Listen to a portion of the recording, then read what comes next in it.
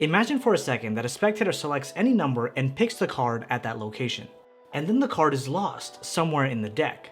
And then at that point, it's actually lost somewhere in the deck to the point where the magician doesn't know where it is, so it's actually messed up. But then with some magical moves, the card is located. I mean, it sounds good, right? And it's very easy. Your people that you show card tricks to are in for a double surprise. Alright, yo, so check this out. For those who are curious, I'm going to be using the Dan and Dave V8 Smoke and Mirrors playing cards. Start off, of course, by taking the cards right out of the tuck case, and we're going to just jump right into the trick. So I want you to name any number between 1 and 10. And just to make it as random as possible, here I have another deck of playing cards. I'll give it a quick shuffle. We're going to dribble at random and stop, and we're going to take whatever that number is. So that number is a 2, as you can see. We're going to take a look at the second card, or at least you're going to take a look at the second card from the top. 1, 2, and that's going to be your card. So take a look at it and memorize it. Once you have that memorized, I'll take it and put it face down somewhere in the center of the deck. All right, that seems fair enough. Now I'm going to take the next card and turn it face up. This card will be an indicator card. This card will indicate where, which position your card is in from the top of the deck. So your card is actually going to be the 8th card from the top. And if it was 8th card, would you be impressed? Of course you would, but I'm going to take it one step further. Not only will it be 8th from the top, but it's going to be reversed in the deck. So you can see how the cards are face down. It's going to be reversed, so it's going to be face up. Check it out. 1, 2, 3, 4, 5, 6, 7, and 8. Your card, the 7 of diamonds. Right? Is that not your... That's not your card. Okay. Here's what I want to try. Are you sure this is not your card? I feel like it should be your card. If it's not your card, I feel like we might have bigger problems. Here's what I want to try. I want to leave the deck face down right here. I'll put these cards over to the side. Can you put your hand on top of this deck like this? Now do me a favor and just think of your card as closely as you can. Try to imagine it in your mind. What was the name of your card? The 9 of clubs. We'll check this out. Luckily, sometimes this deck kind of works out for me. If you remove your hand, and if we spread out all the cards now, you'll see that one card is face down while the others are all face up. And that one card should be your selected card, the 9 of clubs. What up, crew? It is Magic Monday, and this is your place to learn magic, master your performance, and captivate audiences. To give you some background, this trick is known as Double Surprise by Bill Simon, and it's supposed to give off the impression that you messed up as the magician, but then you come back and boom, give him a nice little whammy at the end. From experience, these tricks actually do very well for me, because when you mess up the first time, the audience kind of takes it back, lets their guard down, and then wham, when you come back with a second shot, they are just completely floored. So before we dive into the tutorial, make sure you smash that like button, hit subscribe, grab your favorite deck of playing cards, and now, let's do it. Alright my friends, so welcome to the tutorial. I gotta say, I wanted to do this card trick because I read about it a couple days ago, and I'm like, this seems very different. I've never done a card trick like this. It's not one of my favorites, I have to say, but it's a card trick that you may potentially enjoy, so I wanted to share it with you. It does require a little bit of a setup, and it's nothing crazy. All you're gonna do is take 10 cards of any suit and arrange them with ace, 2, 3, 4, 5, 6, 7, 8, 9, 10. You want the 10 on top, so I'm gonna actually just reverse this order. There we have it. You have these cards arranged like this. You're gonna turn the deck now face up, and you're gonna put this packet of cards face down on this deck. So the deck kind of looks like this. You have the 10 face down cards, and the rest of the deck is face up. So I've never set up a deck like this whenever I've done any kind of performance, so I wanted to try it out and see what you guys think. So I have the deck set up like this, and I have it inside the tuck case, and that's pretty much the setup. When you're going about doing this trick, you take the cards out of the tuck case. Now it's going to be difficult to shuffle just because of the fact of how the cards are arranged. If you have thoughts on how you can shuffle this deck, I haven't come up with any ideas yet. I'd love to hear your thoughts in the comments, so do let me know. But I pretty much take the deck out and start performing immediately.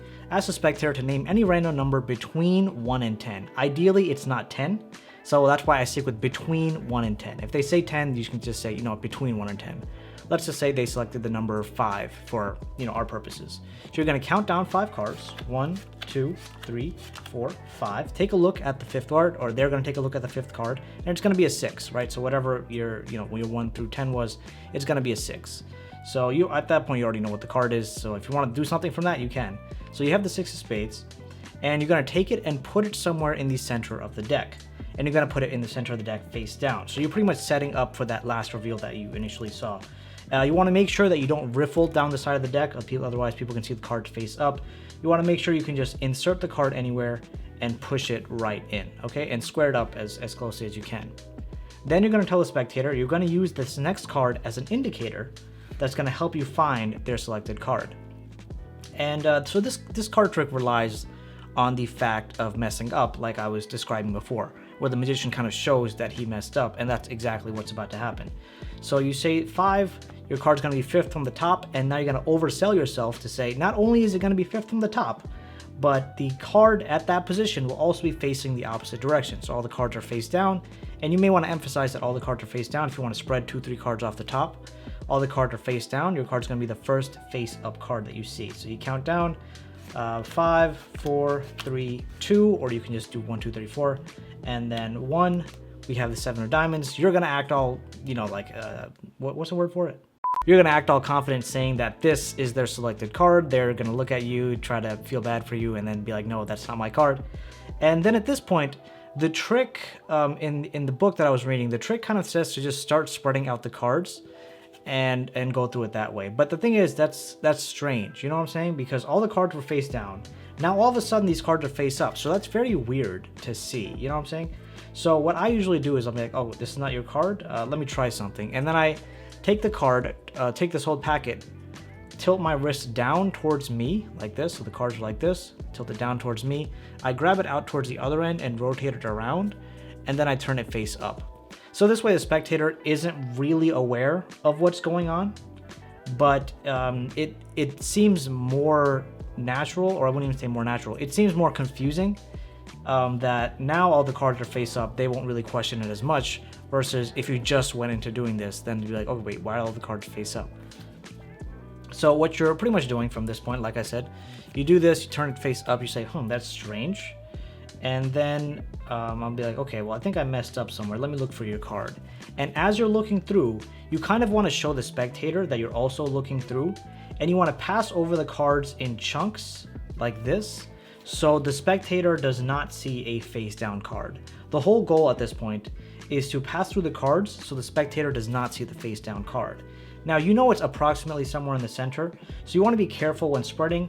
I spread the first couple of cards like this, and when I get towards the center, I pass it off in a giant chunk. As you can see, I messed that up there. But when I get close to the center, I pass it off in a giant chunk, so I skip over that face down card, and then I keep on going like this and saying, okay, the card, I don't see the card here. Then you can turn it face down, put it in front of the spectator, have them put their hand right on top of it. And this kind of, again, just adds to selling the effect of this trick. Have them put their hand on top of it, name their card, they're going to name their card. And regardless of if you want them to do it, if you want you to do it, I've seen a lot of the times that the more interaction you have with the spectators, the more powerful the trick kind of is. So regardless of who you want to do it, then you can go ahead, spread out the cards, and you can see there's one card face down. At this point, again, have the spectator take it out, and they'll see it was their selected card, the 6 of spades. You want to see a surprise? Boom! Bet you didn't see that coming. I hope Tree's okay. I think Tree's gonna be okay. Wait, hold on. What's that? You want them to watch another video? Hey, listen, if you want Tree to be standing upright again, watch another video. I got one for you right there. Just check it out. Tree will be standing upright in no time. I don't even know what that was. Sometimes ideas just sound good in your head, and that's where they should stay, not be implemented like this. I didn't like it. So I understand if you don't want to watch another video. But thanks for watching this one.